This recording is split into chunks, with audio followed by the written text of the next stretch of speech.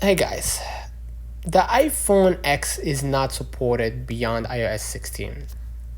That means officially Apple cut off updates after iOS 16.7.x. Okay, no iOS 17, no iOS 18.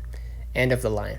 Apple does this every few years to phase out older hardware. But there are three paths depending on what you actually want. The official answer, Apple's way, you can't. Apple stopped support, so there is no over-the-air update to iOS 18. If you check settings and then general, let me go back to the main settings, excuse me, and then go to the software update. The latest you will ever see is iOS 16.7.x. End of story, if you only want the clean supported path. The semi-official workaround, if what you want is the look and feel of iOS 18 on your iPhone X, jailbreak your iPhone X and iOS 16. Install tweaks and themes that replicate iOS 18 UI, like widgets, lock screen, icons, control center, dynamic island, style tweaks, etc. Tools like Troll Store, right? I can go and search for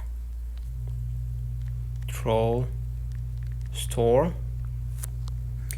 or Sileo or Cydia can help.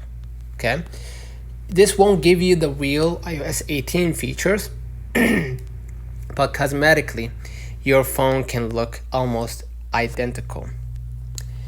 The hacker route. This is where advanced users and devs play.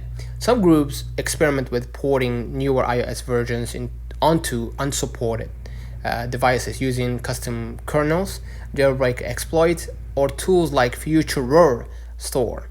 These projects are unstable, risky, and often incomplete. Things like Face ID, modem, or cameras may break. You'd need shish bobs, lots of technical skill, and the willingness to risk breaking your iPhone X.